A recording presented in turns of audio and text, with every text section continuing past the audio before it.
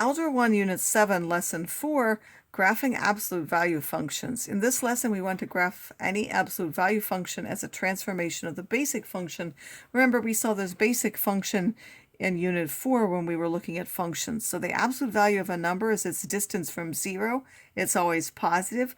Both minus 3 and 3 are a distance of 3 away. If we look at all of the real numbers, we get the absolute value of function, f of x equals the absolute value of x.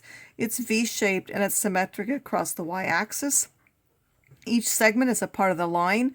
On the right-hand side, it has a slope of 1. On the left-hand side, it has a slope of minus 1. This is the line y equals x. This is the line y equals minus x. The domain is all reals and the range is all the values bigger than or equal to 0.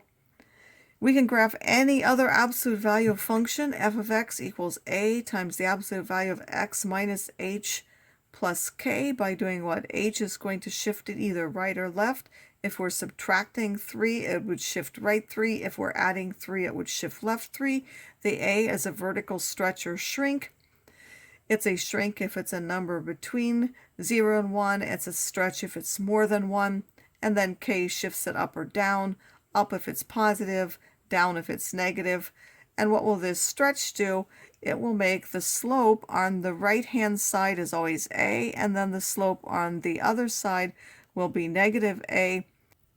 And that includes with that this could have, if it's a negative value, that will actually cause a reflection then across the x-axis. So you would say it was a shrink or stretch by the positive value, and then the negative would cause it to be a reflection.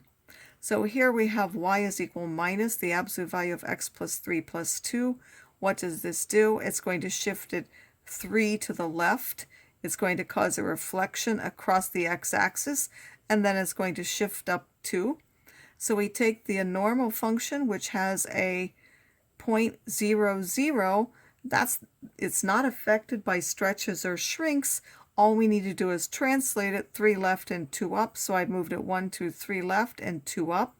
And then I know that the stretch or shrink, or the number out front, is going to change the slope of the linear parts. This had a slope of 1 before, and this was minus 1. Now, because it's a minus, it's going to switch. It's going to be a minus 1 on the right, and it will be a positive 1 on the left. Because this was shifted up 2, that means that now we have y is less than or equal to 2 because it was reflected. Normally it would be y is bigger than or equal to 2. When it's reflected, it will be less than the value. Here we have y equals 1/2 of the absolute value of x minus 2, and then subtract 1. So this will shift 2 to the right and down 1, and then there will be a vertical shrink of factor 1/2. So we take the vertex, we move 2 to the right and 1 down, and then this is the slope on the right-hand side, and the slope on the left-hand side will be minus that. So I go up 1 and over 2, up 1 and over 2 to get the slope of 1/2 on this side, and then I go up 1 but left 2, up 1 and left 2 in order to get a slope of minus 1/2 on the left-hand side. And now because it's pointing upwards, the range will be y's that are bigger than that minus 1, the value on the outside here.